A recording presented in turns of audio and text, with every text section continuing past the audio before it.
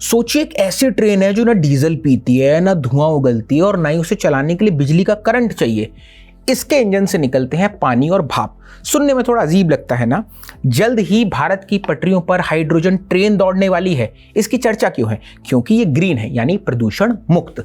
वही हाइड्रोजन जिससे बम बनता है, उससे ट्रेन कैसे चलेगी?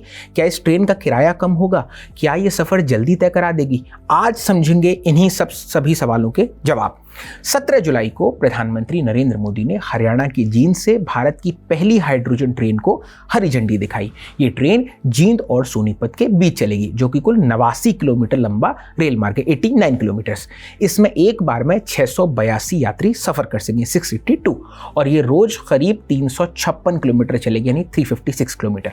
भारतीय रेलवे इसे ग्रीन टेक्नोलॉजी की दिशा में एक ऐतिहासिक कदम बता रहा है। ग्रीन टेक्नोलॉजी का मतलब है एक ऐसी तकनीक जो पर्यावरण को कम से कम नुकसान पहुंचाए और प्रदूषण कम करे और प्राकृतिक संसाधनों का बेहतर इस्तेमाल करे। इस ट्रेन में 2 पावर कार होंगी। पार बोलते हैं, आप हिंदी वाला पार ना समझ लें, इसलिए मैंने पावर बोला है। जब हमको पार को और पावर बोलना आया तो प्रोनाउंसिएशन चेंज हो गया था। बहरहाल अब समझते हैं, अंग्रेजी सीखनी भी चाहिए। फिलहाल हाइड्रोजन ट्रेन पर लौट जाते हैं, यानी हाइड्रोजन से ऊर्जा बनाने वाला डिब्बा, जो पार कार की हम बात कर रहे थे। इससे ट्रेन चलेगी तो ट्रेन के दोनों छोरों पर होंगे आगे और पीछे।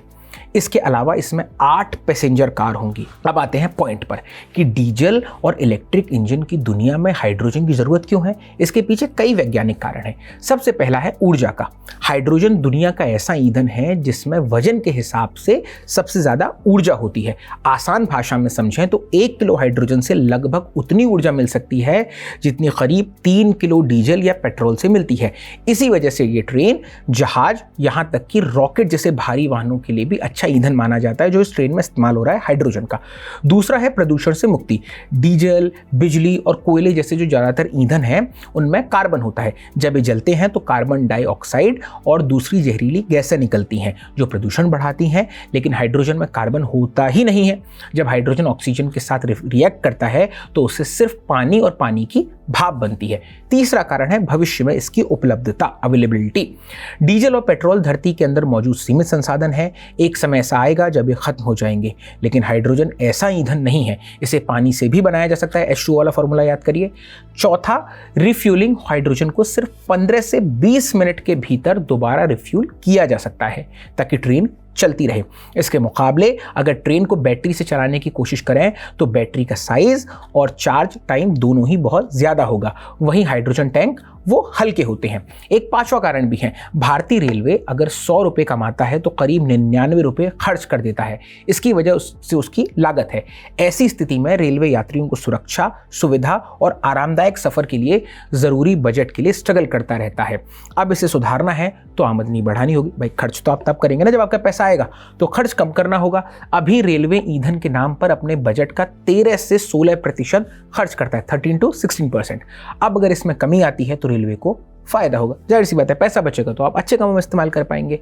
आइए अब हाइड्रोजन ट्रेन के पीछे की साइंस भी समझ लेते हैं। ट्रेन कैसे चलती है? सीधा जवाब होगा इंजन से। लेकिन हाइड्रोजन पार कार के केस में ऐसा नहीं होता।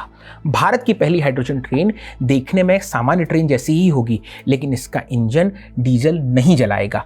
ये अपने अंदर रखी हाइड्रोजन गैस से खुद बिजली बनाएगी और उसी बिजली से चलेगी। इसे ऐसे समझिए, सामान्य इलेक्ट्रिक ट्रेन ऊपर लगे बिजली के तारों यानी ओवरहेड वायर से बिजली लेती है और डीजल ट्रेन डीजल जलाकर इंजन जलाती है, लेकिन हाइड्रोजन ट्रेन अपनी बिजली खुद बनाती है। पहले ट्रेन के अंदर बड़े टैंकों में दबाव वाली हाइड्रोजन गैस भरी जाती है। चलते समय जब ट्रेन चल रही है तब फ्यूल सेल इस हाइड्रोजन को बाहर की हवा से मिलने वाली ऑक्सीजन के साथ मिलाता है। इस केमिकल रिएक्शन से बिजली बनती है।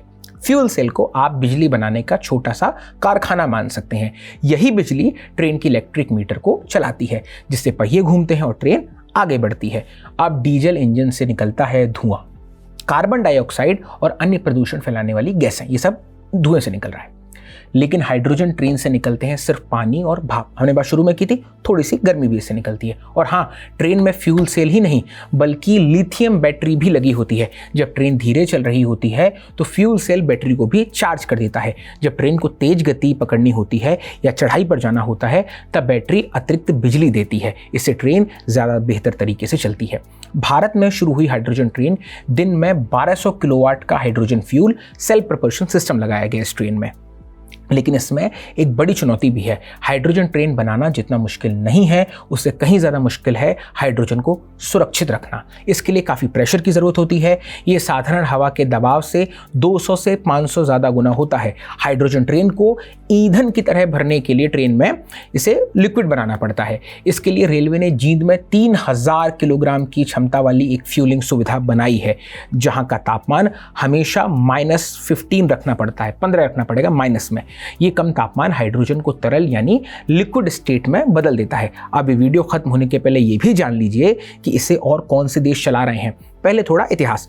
फ्रांस की मशहूर रेल डिब्बे बनाने वाली दिग्गज कंपनी है AISTOM एस्टोम ने यह तकनीक पहली बार साल 2016 में बर्लिन की एक प्रदर्शनी में पेश की थी।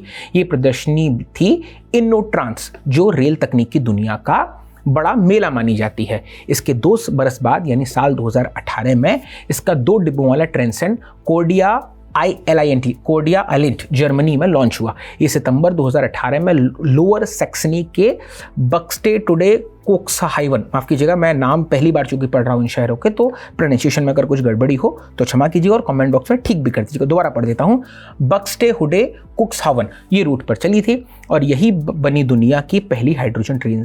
जो चलने वाली ट्रेन है उससे यात्री ट्रेन बनी। इसके बाद जापान, चीन और अमेरिका जैसे देशों ने भी अपनी हाइड्रोजन ट्रेनें शुरू की थी, पर यह तकनीक अभी भी विकसित हो रही है। भारत अब उस खास समूह में शामिल हो गया है जिसमें अब तक सिर्फ जापान, दक्षिण कोरिया, अमेरिका और कनाडा ही थे। हम ऐसा अब नया देश बन गए हैं।